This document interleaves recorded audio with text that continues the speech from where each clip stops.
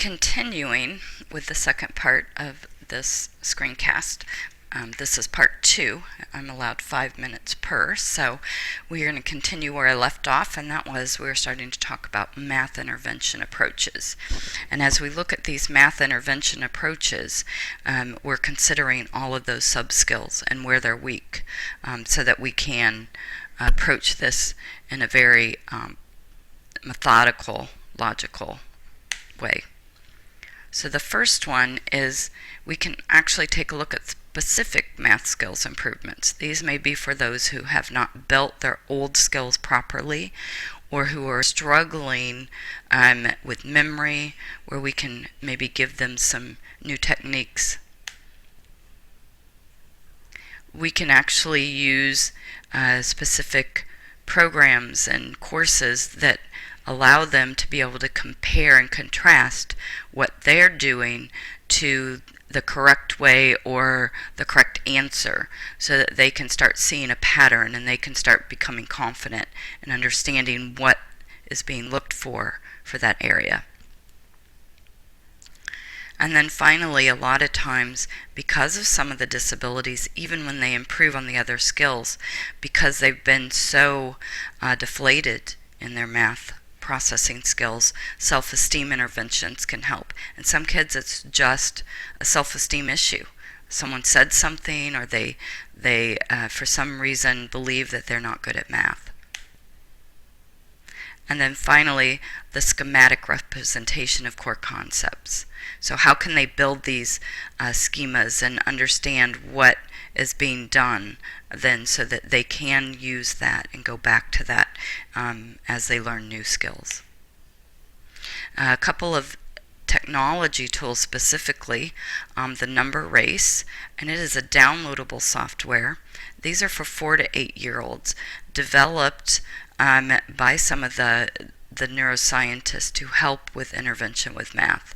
And then the second part, which is a newer web-based program, and this is for 5 to 10 year olds, and this is basically once they've gotten past the number race and they're getting better skill sets, it just kind of reinforces and gives them a little bit more that they may need.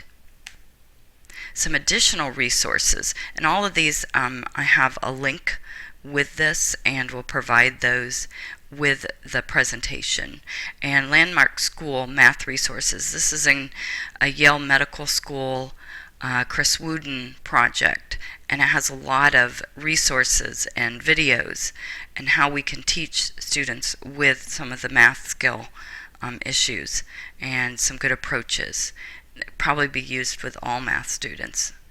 LearningUpgrade.com, it's an online course, and it can be used to help with remedial skills. Motion math games, these are some iPad math sub-skill games for iPad, iPhone, iPod, if you have those available. iTouch, again, this also has some Windows 8 and Android possibilities, so that you could download those to tablets as well. MindLeap, and this is an education. This is a list of iTunes apps for all of the subject areas, which includes math skills as well. So as we look at these, if we go back, in particular, if I go to the number race, it's actually a program on the computer. I would download this, and with this, then I could go ahead and do some other things, and use it at a computer or workstation. As I go back, then if I look at the number catcher, here is this new game, but they just play it directly. So again, if you have an internet connection, you can use this and they can play it. Let's go back then to the next screen again, and I just want to kind of show you some of these types of things you can look for. This is the Landmark School.